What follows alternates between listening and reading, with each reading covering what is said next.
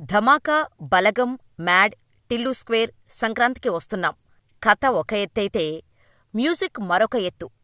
Music లవర్స్ని అమాంతం మరో లోకానికి తీసుకువెళ్ళినట్టు ఉండే ఈ సినిమాలోని మ్యూజిక్ వింటే ఫిదా కానివారు ఉండరు.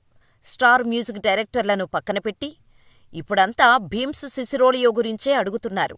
పేరు వినటానికి ఏదో ఫారినర్లా ఉన్నా పక్కా ఖమ్మం కుర్రాడు. ఓయ్ రాజూ కన్నుల నువ్వే, ఓయ్ రాజూ గుండెల నువ్వే అనే సాంగ్ ఇప్పటికీ ఎక్కడో దగ్గర వినిపిస్తూనే ఉంటుంది. ఆ పాట నుంచి కెరియర్ మొదలుపెట్టిన భీమ్ ఆ తర్వాత వయ్యారి బ్లాక్బెర్రీ ఫోనులే, డియో డియో డిస్కా డిస్కా అంటూ వరుస హిట్ సాంగ్స్ చేసినా బ్రేక్ రాలేదు. 23 ఏళ్లుగా ఇండస్ట్రీలో ఉన్న భీమ్స్కి సంక్రాంతికి వస్తున్న మూవీతో పేరు మారుమోగుతోంది. హిట్ సాంగ్స్ చేసినా పెద్ద సినిమాల్లో ఛాన్సులెందుకు రావటం లేదు? భీమ్స్కి రవితేజకు సంబంధమేంటి?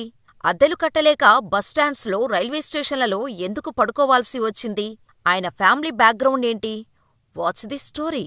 టాలీవుడ్లో కమర్షియల్ మ్యూజిక్ డైరెక్టర్స్ అంటే దేవిశ్రీ ప్రసాద్, తమన్ తర్వాత ఇండస్ట్రీలో ఆప్షన్ లేదు. దీంతో Tollywood makers Tamil, Kannada music directors వెనక పడాల్సి వచ్చేది. కానీ ఇప్పుడు భీమ్స్ సిసిరోలియో అనే ధైర్యం వచ్చేసింది. ఖమ్మంలోనే పుట్టి పెరిగి ఎడ్యుకేషన్ అంతా ఖమ్మంలోనే పూర్తి చేశాడు భీమ్స్.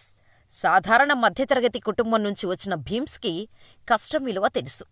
చిన్నప్పటినుంచి పాటలు, మ్యూజిక్పై ఇంట్రెస్ట్ పెంచుకున్న భీమ్స్కి కాలేజీ టైంలో ఓ టీవీ ఛానల్ వారు పెట్టిన పాటల పోటీల కార్యక్రమం వల్లే తనలో ఉన్న టాలెంట్ అర్థమైంది.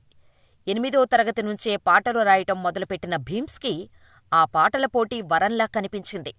ఆ పోటీలో అందరూ సినిమా పాటలు పాడితే భీమ్స్ మాత్రం తను సొంతంగా రాసుకున్న పాటను పాడి వినిపించాడు. పాట కొత్తగా ఉండటమే కాక ఫుల్ జోష్ నింపేలా ఉంది. దీంతో షో కండక్ట్ చేసిన టీవీ ఛానల్ వాళ్లు, జడ్జిలు సినిమాల్లోకి వెళ్తే మంచి భవిష్యత్తు ఉంటుందని సలహా ఇచ్చారు. అలా చేతిలో 100 రూపాయలతో ఫ్రెండ్ను తీసుకొని హైదరాబాదుకు ట్రైన్ ఎక్కేశారు భీమ్స్. 2002లో మొదటిసారిగా హైదరాబాదులో అడుగుపెట్టాడు భీమ్స్. ఎటు వెళ్లాలో, ఎక్కడికి వెళ్లాలో తెలియదు. కాని అప్పటికే రాసిపెట్టుకున్న 50 పాటలను తన వెంట తెచ్చుకున్నాడు.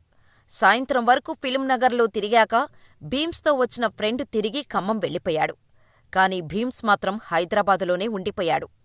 డైరెక్టర్ తేజ కొత్తవాళ్లకు అవకాశమిస్తారని అడ్రస్ తెలుసుకొని వెళ్లారు భీమ్స్. అది వర్షాకాలం కావటంతో భోరున వర్షం పడుతోంది.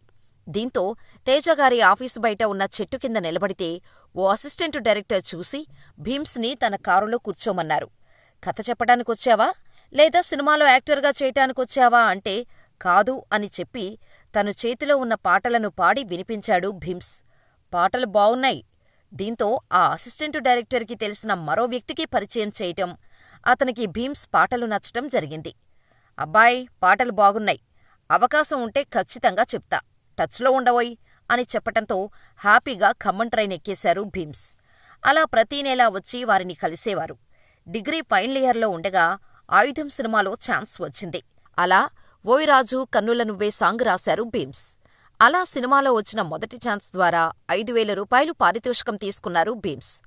పాట సూపర్ డూపర్ హిట్ అయింది కాబట్టి అవకాశాలు తన్నుకుంటూ వచ్చేస్తాయని అనుకున్నాడు భీమ్స్. మకాంని హైదరాబాదుకు మార్చేశాడు.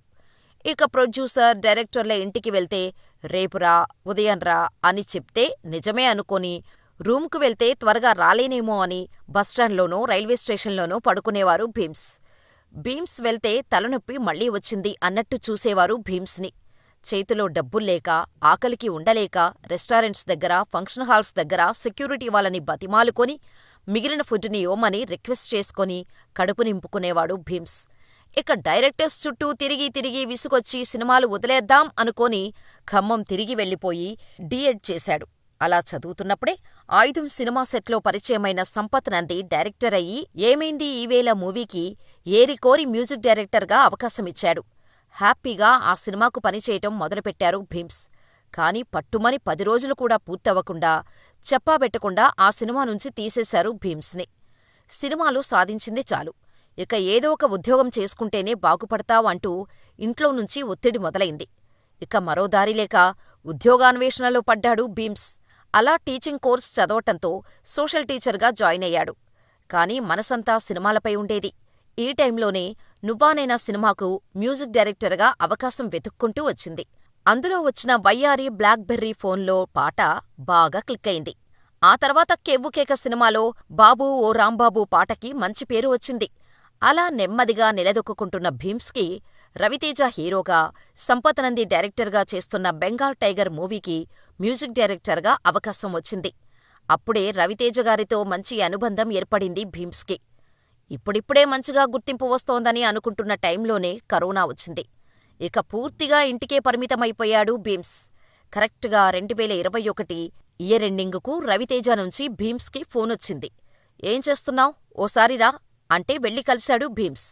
బెంగాల్ టైగర్కి ఎంత మంచి పాటలిచ్చావ్, ఆ విజయంతో ఎక్కడో ఉండాల్సిన వాడివి, అక్కడే ఆగిపోయావ్ అని నీమీద నమ్మకంతో ధమాకా ఇస్తున్నా ఇర్రగదీసేయ్ అన్నారు రవితేజ. ఆయనిచ్చింది అవకాశం కాదు, పునర్జన్మ అని అనుకున్న భీమ్స్ ప్రాణం పెట్టి మ్యూజిక్ కంపోజ్ చేశారు. ఇక అప్పటినుంచి వెనక్కి తిరిగి చూసుకోవాల్సిన అవసరం రాలేదు. ధమాకా సినిమాతో ఓ రికార్డును క్రియేట్ చేశారు భీమ్స్. అది ఏంటంటే, ఏ సినిమా నుంచైనా సరే మొదటిగా ట్రైలర్, టీజర్ లాంటివి రిలీజ్ చేస్తారు. కానీ ధమాకాకి మాత్రం జింతాక్ జింతాక్ సాంగ్ని రిలీజ్ చేశారు. అంత నమ్మకం పెట్టుకున్నారు భీమ్స్ మీద టీం మెంబర్స్. ఆ నమ్మకం కూడా వమ్ము కాకుండా జాగ్రత్తపడ్డాడు. అందుకే అంత పెద్ద హిట్టు వచ్చింది. ఆ తర్వాత బలగం, టిల్లు స్క్వేర్ ఇలా బెస్ట్ మ్యూజిక్ డైరెక్టర్గా పేరు తెచ్చుకున్నారు భీమ్స్. ఖమ్మంలోనే పుట్టి పెరిగానని చెబుతున్నారు. కానీ పేరెందుకింత వెరైటీగా ఉంది అని భీమ్స్నడిగితే, నాన్న 7వ తరగతి వరకు చదివారు. పుస్తకాలు ఎక్కువగా చదువుతారు. సైన్స్ అంటే చాలా ఇష్టం. ఆయనకు సిసిరో, గెలీలియో లాంటి పాశ్చాత్య తత్వ శాస్త్రవేత్తలంటే ఇష్టం. ఆ ఇష్టంతోనే నాకు భీమ్స్ సిసిరోలియో అని పేరు పెట్టారు అని చెప్పారు. ఇక సినిమాల్లో ప్రయత్నిస్తున్నానంటే బంధువుల్లో ఎవరూ నాకు పిల్లనివ్వటానికి ముందుకు రాలేదు. కానీ సంగీత దర్శకుణ్ణి అయ్యాక చాలామంది పోటీపడ్డారు. కానీ నేను ఓసారి చూసి నచ్చిన మా పక్క ఊరు అమ్మాయి మృదులని పైసా కట్నకానుకల ప్రసక్తి లేకుండా పెళ్లి చేసుకున్నా. పాటలు చేయటానికి డబ్బులు సరిపోక చాలాసార్లు తన నగలు తాకట్టు పెట్టేవాణ్ణి. 10 ఏళ్లుగా నాతో పాటే నా సక్సెస్ కోసం చాలా ఓపిగ్గా వెయిట్ చేసింది. ఫైనల్గా నా సక్సెస్ని మా పాప, బాబుతో కలిసి ఎంజాయ్ చేస్తున్నాం అంటున్నారు భీమ్స్. టాలెంట్ ఉంటే ఎప్పటికైనా సక్సెస్ వస్తుంది. కాకపోతే టైం పడుతుందేమో. కానీ వెయిట్ చేస్తే ఖచ్చితంగా విజయం నీ సొంతమవుతుంది అని చెబుతారు భీమ్స్.